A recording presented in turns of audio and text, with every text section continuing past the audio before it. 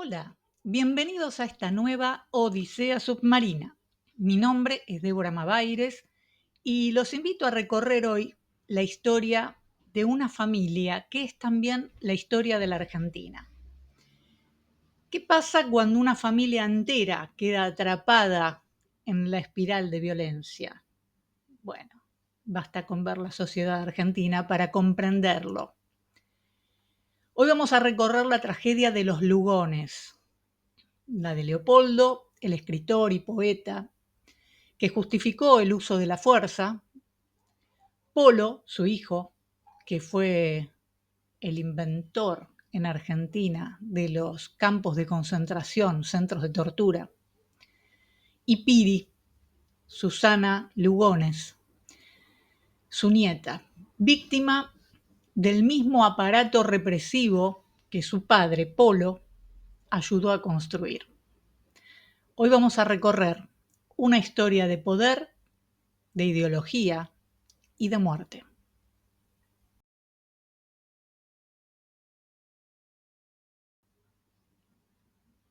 Leopoldo Lugones es una de las figuras más importantes de la literatura argentina. Fundó la Sociedad Argentina de Escritores, impulsó el modernismo y escribió una obra clave para la ciencia ficción argentina que se llama Las Fuerzas Extrañas. De origen socialista, abrazó alguna vez el anarquismo, pero más tarde se volvió hacia la extrema derecha. Su carrera literaria y periodística empezó en una revista que se llamaba El Pensamiento Libre, una publicación de tinte anarquista. Rubén Darío decía que Leopoldo era un muchacho de lírico sentimiento y palabra demoledora. José Ingenieros lo acompañó fundando La Montaña en el año 1897. La Montaña era un diario socialista. En 1904 lo nombraron inspector general de enseñanza secundaria y también escribió La Reforma Educacional. Era amigo de Horacio Quiroga, con quien realizó un viaje a las misiones jesuíticas en la provincia de Misiones, y en ese viaje es donde Horacio Quiroga, que había ido como fotógrafo, se enamora para siempre de la selva. Lugones se afilió al Partido Socialista, se relacionó con gente como Roberto Pairó, Alberto Giraldo, Manuel Ugarte, Augusto Bunge y otros. Escribió en el diario socialista La Vanguardia y luego que le presentasen al expresidente Julio Argentino Roca, también lo hizo en el periódico La Tribuna. Pero hubo un cambio. Lugones, el 13 de noviembre de 1899, ingresó en la masonería, en la logia Libertad Rivadavia número 51, y ahí comienza su giro político, lentamente, pero sin pausa. En 1903 apoyó públicamente la candidatura presidencial de Manuel Quintana, de corte absolutamente conservador, liberal y oligárquico, por lo que el Partido Socialista obviamente lo expulsó. En 1905 escribe su primer libro de prosa, La Guerra Gaucha, en la que detalla la vida de los gauchos que pelearon junto a Güemes, es decir, hizo una semblanza de las montoneras. Hacia 1920 el giro ya estaba dado completamente y en 1923 estaba dando charlas para la Liga Patriótica, donde llegó a decir que había que limpiar el país de elementos perniciosos, desde el malhechor de suburbio hasta el salteador de conciencias, y pidió la deportación a sus países de los extranjeros perniciosos. En 1924, en el círculo militar, pronunció un discurso que marcó un antes y un después. Ha sonado otra vez para bien del mundo, la hora de la espada, porque, según creía, que la consecuencia natural de la democracia, fatalmente derivada, es hacia la demagogia y el socialismo. Con esta frase, Lugones daba su bendición a la intervención militar en la política y al uso de la fuerza como herramienta de control social. Pero ¿qué llevó a este poeta que en su juventud simpatizaba con el anarquismo, luego con el socialismo, a convertirse en un defensor del poder autoritario? Por un lado, su desencanto con esa democracia, que recordemos era la época del fraude patriótico, es decir, se decían muchas cosas, pero se hacía todo en beneficio de los mismos de siempre. Y sobre todo porque le empezó a hacer cosquillas el tema de que el poder pudiera ser tomado a través de las urnas por el pueblo. Porque todo está bien, hablemos mucho, pero si el pueblo empieza a movilizarse y a querer ser partícipe de la democracia que nosotros instalamos, eso ya no me gusta tanto. En los discursos de la Liga Patriótica hablaba de la amenaza externa, de una posibilidad de ser invadidos, y de una interna, creada, según él, según sus propias palabras, por una masa extranjera disconforme y hostil que sirve en gran parte de elemento al electoralismo desenfrenado. Parece que Lugones no veía la miseria, la explotación, los abusos del trabajo a destajo. Él creía que era porque eran díscolos nomás que protestaban. Por otro lado, estaba la fascinación que tenía Lugones con el orden, el control, la jerarquía. Lugones admiraba a los caudillos y veía en el ejército la única institución capaz de salvar a la nación. Dijo, el ejército es la última aristocracia, la última posibilidad de organización jerárquica que nos resta frente a la disolución demagógica. Solo la virtud militar realiza en este momento histórico la vida superior que es belleza, esperanza y fuerza. Claro que ese señor que se había convertido en esta cosa casi violenta, o mejor dicho, con un discurso violento, a los 52 años se enamoró perdidamente de una veinteañera y llegó a escribirle cosas como: lo que aquella tarde me cambió la vida, dejándola a la otra para siempre atada, fue una joven suave de vestido verde que con dulce asombro me miró callada. La joven en cuestión era Emilia Santiago Cadelago, que fue desde ahí la musa y destinataria de sus más idílicos poemas. Pero, iba a ser un amor que no iba a poder ser, porque Leopoldo Lugones, hijo, se enteró. Hacia 1933, el comisario Polo Lugones fue a la casa de los padres de la joven y los obligó a que dieran por terminada esa relación, porque había hecho pinchar los teléfonos, tenía las grabaciones, y si seguían adelante, destruiría la reputación de la chica, en el mejor de los casos, además de hacer declarar insano al padre. Ya van a ver por qué esta amenaza fue tomada tan en serio por la familia Cadelago.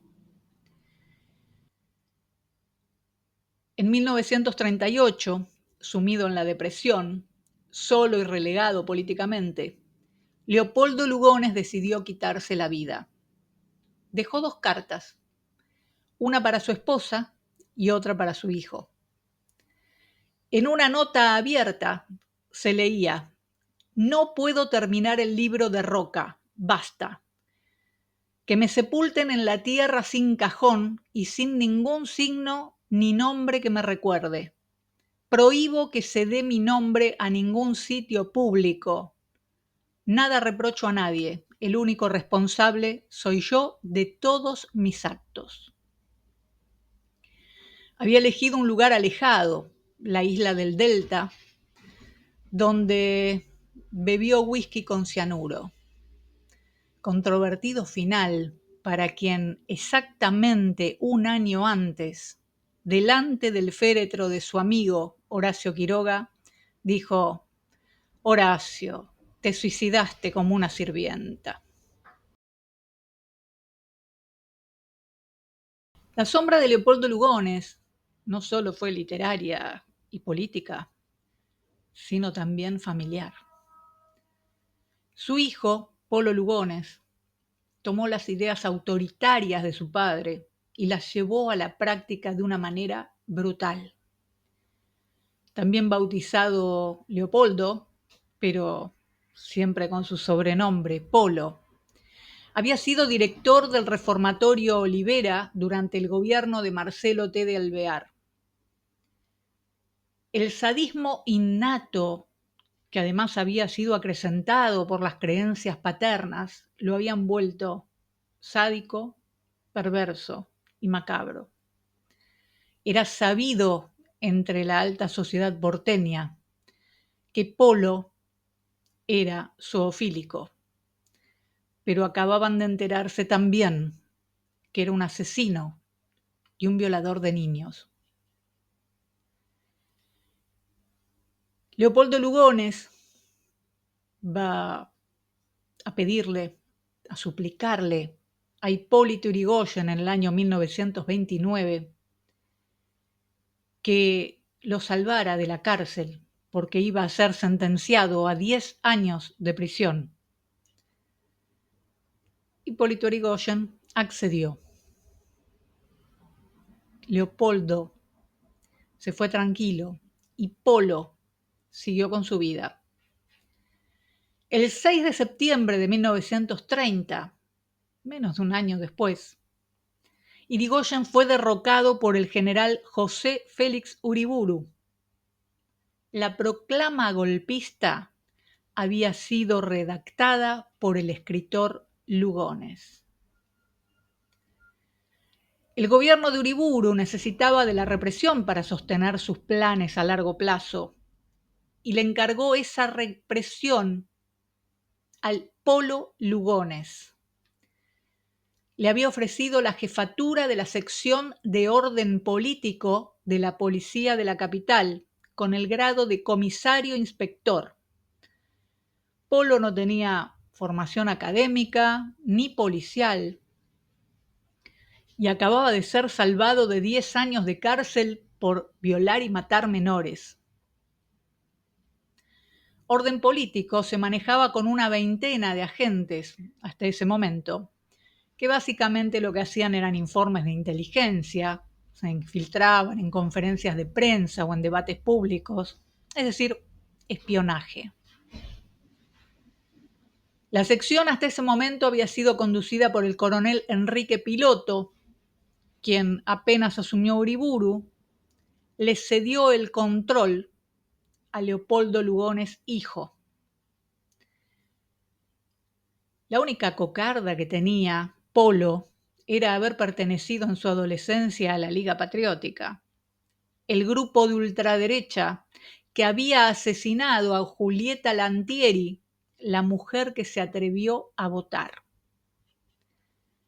Y si bien la picana eléctrica ya existía en la ganadería, Polo Lugones fue el primero en aplicarla de manera sistemática en la represión policial de la Argentina y se encargó de perfeccionar los métodos de tortura contra opositores políticos o contra cualquiera que cayera en el lugar, porque sí.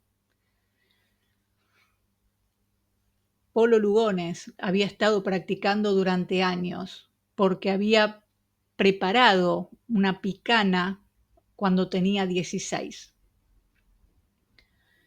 Bajo su mando, El Estado convirtió la tortura en un arma de control social y su sadismo no tenía límites.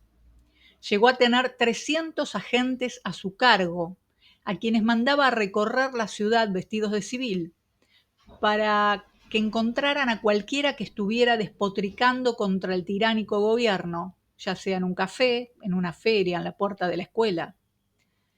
Eran llevados detenidos a alguna comisaría donde empezaba la sesión de torturas y luego se los mandaba a la penitenciaría acusados de conspiración. La penitenciaría estaba en el lugar que hoy ocupa el Parque Las Heras, ahí sobre la avenida Las Heras, un parque muy bonito. Demolieron la penitenciaría para eliminar el horror. Manejó ahí el primer centro clandestino del país.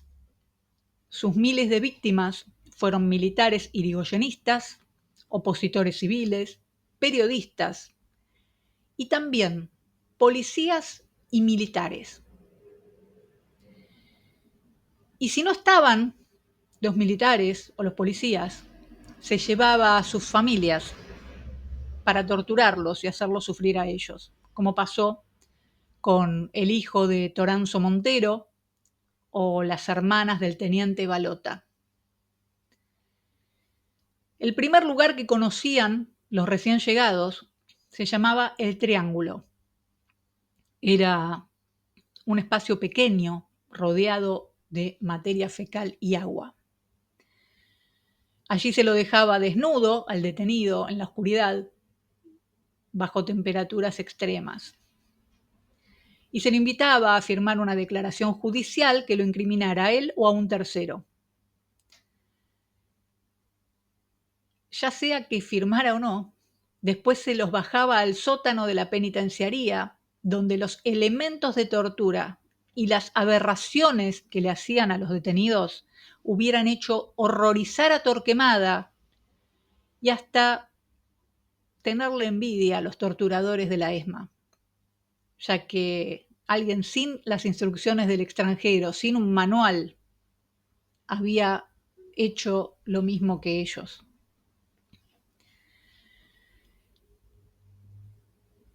Es sorprendente las vueltas que da la historia porque Uriburu es derrocado cuando sale a la luz ya no todas estas torturas que eran Vox Populi. Cuando un general que había sido torturado declara a sus camaradas que habían tenido el tupé de hacerlo escupir por un italiano. Era uno de los que acompañaba habitualmente las sesiones de tortura, un civil italiano, que además había sido uno de los inventores de algunas de las torturas que allí estaban. Así que en 1932, el 20 de febrero, Uriburu fue derrocado y el general Justo asumió la presidencia. Polo Lugones, vos dirás, fue preso, lo juzgaron, lo sentenciaron. No. Polo Lugones fue designado cónsul en Amberes. Se fue del país llevándose en el equipaje 8 cajones con 3.000 prontuarios de la Oficina de Orden Público. No se sabe si Polo Lugones llegó a usar esa información para extorsionar a sus cómplices o a sus enemigos. Lo que sí sabemos es que Lugones ya no le servía a sus amigos y tenía demasiados enemigos en la política. Su sadismo había marcado a fuego a esa dirigencia. Así que terminó olvidado, marginado por sus pares y sin el reconocimiento que él esperaba. Así que en 1971, al igual que su padre, decidió quitarse la vida. Lugones hijo se suicidó en noviembre. Primero quedó herido al dispararse en el cuello y más tarde prendió una hornalla para morir asfixiado por el gas. Una despedida cobarde para un miserable. La violencia que había legitimado se lo había devorado a él.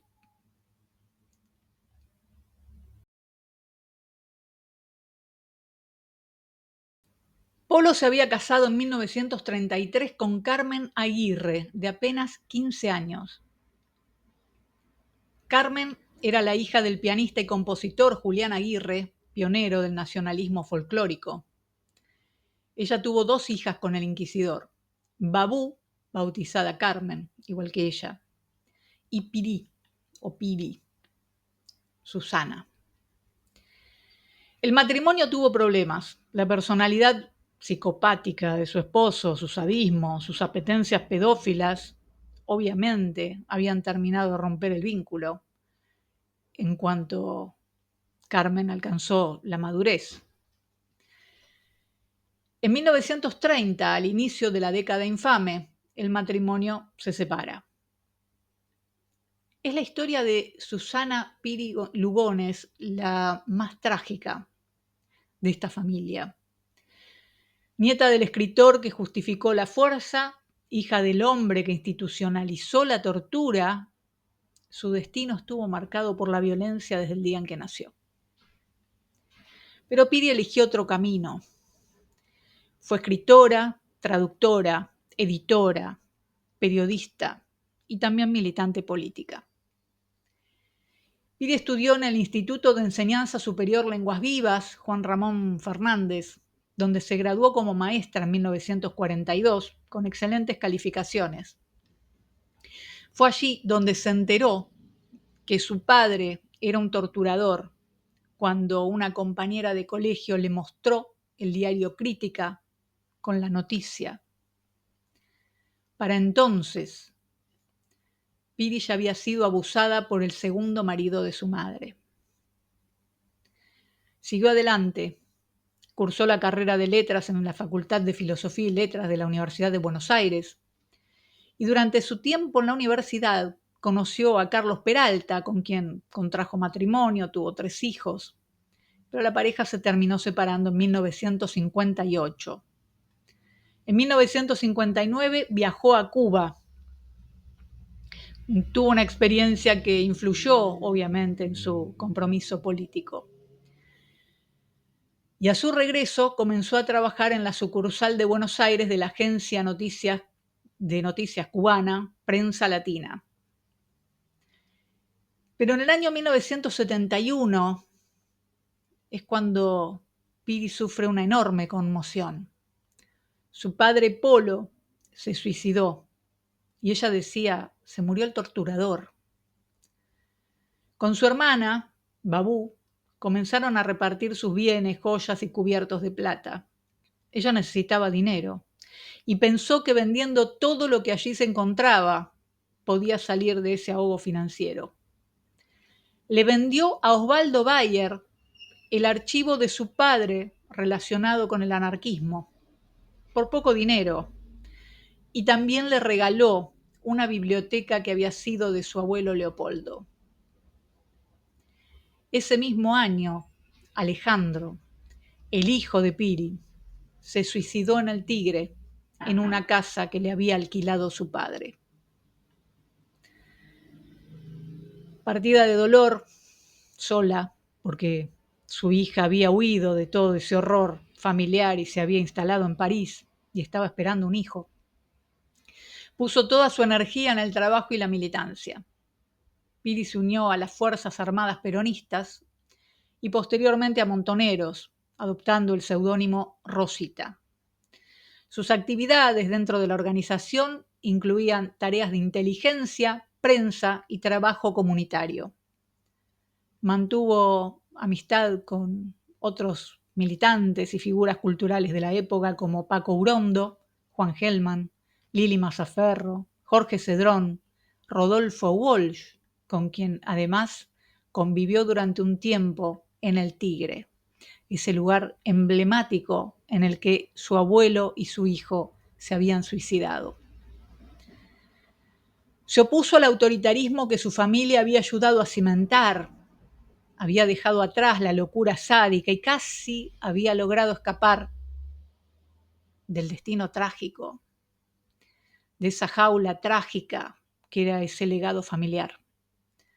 Pero en 1977, en diciembre, fue secuestrada por la dictadura y estuvo en un campo de concentración, el Atlético, uno de los 360 centros de exterminio y tortura. Más tarde la llevaron al banco. Este último funcionó hasta entre diciembre del 77 y agosto del 78 en la Brigada Femenina 11 de la Policía Bonaerense. Allí fue torturada con el mismo método que su padre había empleado en la policía, la picana eléctrica. Fue trasladada, como eufemísticamente llamaron a los vuelos de la muerte. Fue sedada a la fuerza, convirtiéndola en un cuerpo inerme y sin voluntad. Ni viva ni muerta, diría Videla.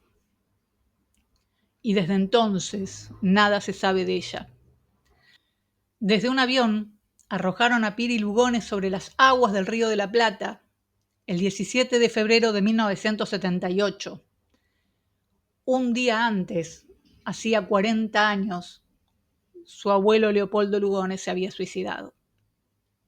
3 generaciones, 3 finales trágicos. Un escritor que justificó el uso de la fuerza, un hijo que convirtió la tortura en herramienta del Estado y una nieta que, intentando escapar de ese destino, terminó devorada por él. La historia de los Lugones es un recordatorio de la violencia histórica de la Argentina, que está instalada desde los orígenes de nuestra nación, que vuelve cíclicamente de manera incontrolable y siempre legitimada por los discursos.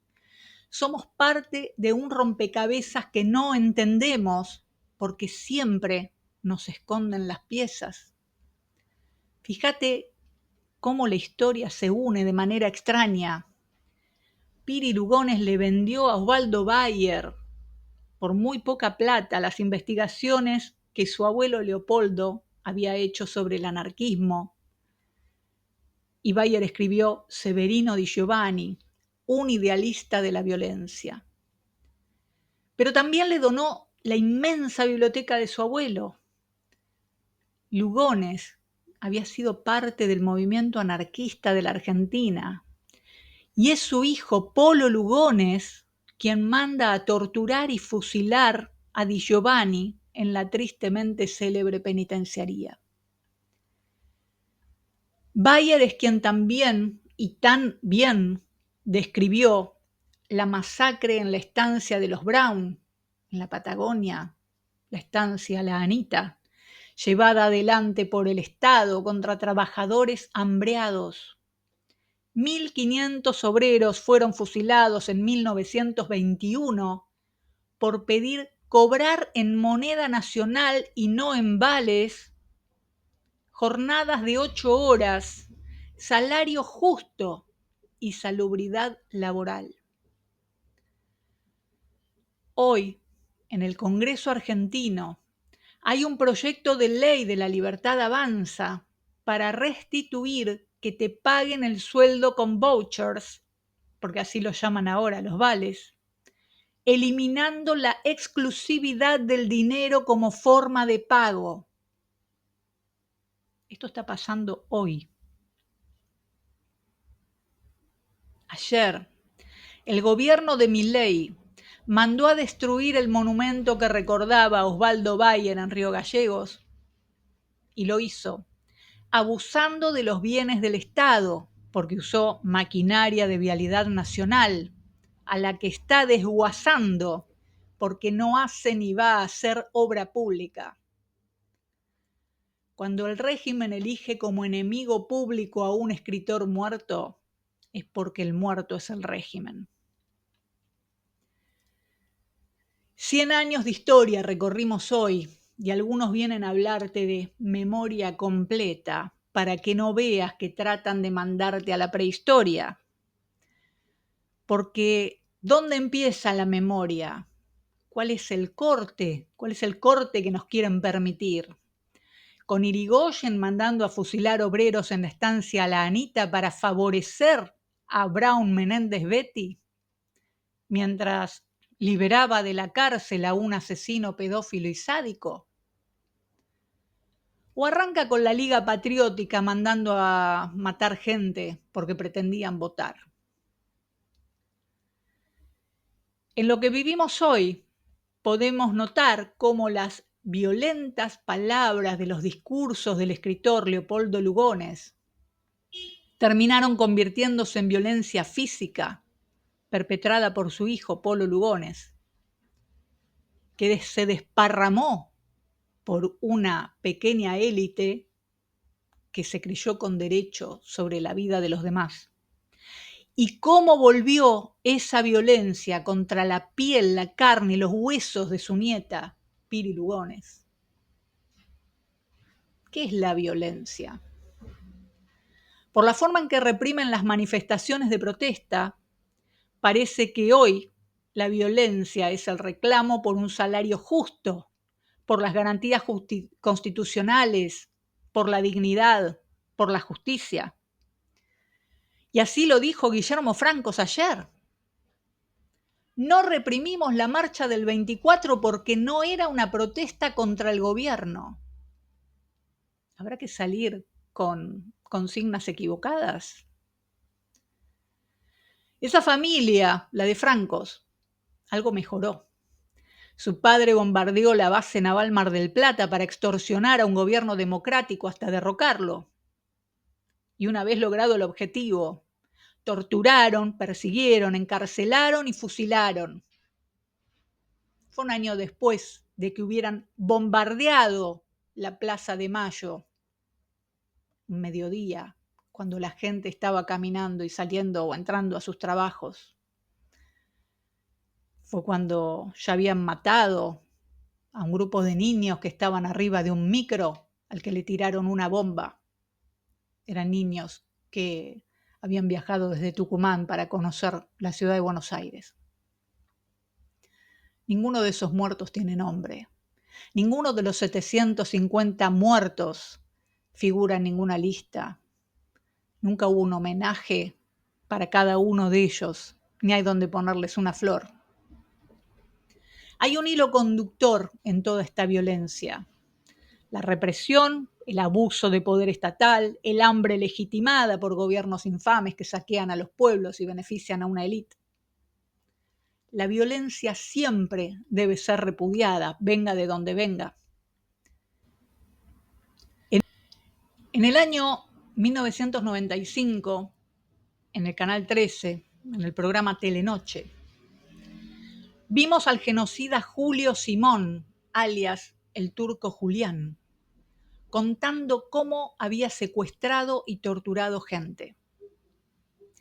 Pero no pudimos escuchar a las víctimas cuando se hizo el famoso y amañado juicio a las juntas, porque el gobierno ordenó que las imágenes fueran transmitidas en silencio. Y es por esto, por ese poder que tiene el Estado de decidir quién vive, quién muere, cómo vive, cómo muere, qué te enterás y qué no te enterás, es que equiparar la violencia de cualquier grupo que ande suelto por ahí, cualquier grupo de delincuentes, cualquier grupo de guerrilleros, cualquier grupo militante, equipararla a la ejercida por el inmenso poder del Estado nacional y provinciales en conjunto, además, es por lo menos una bajeza que solo puede ser digna de quienes cometen los actos más inhumanos, como quitarle la leche especial a un bebé prematuro, como pegarle a un anciano o como quitarle la morfina a los enfermos terminales. Ojalá esta historia de la familia Lugones, esta historia que nos atraviesa a todos, te haya servido para comprender que el hilo de la historia no empieza donde a nosotros se nos ocurre, sino que el tiempo va entrelazando destinos y personajes, y que cada pieza de este rompecabezas vivencial no siempre encaja donde nosotros queremos. Ahora, si te gustó mi trabajo, no te quedes afuera. Si te interesa la verdad sin filtro, los análisis que otros no se atreven a hacer, y si el contenido te sirve para pensar, este es tu canal. Suscríbete ahora y activa la campanita para no perderte de nada, porque tu apoyo hace la diferencia. Y un like, un comentario, una colaboración me ayudan a seguir adelante y a llegar a más personas. La pregunta es, ¿me bancás en esta? Dale, sumate a la comunidad submarinera y hagamos ruido juntos, que es lo único que estoy totalmente convencida de, que el silencio no es salud. Gracias por estar. Te espero la próxima Odisea Submarina. Chao.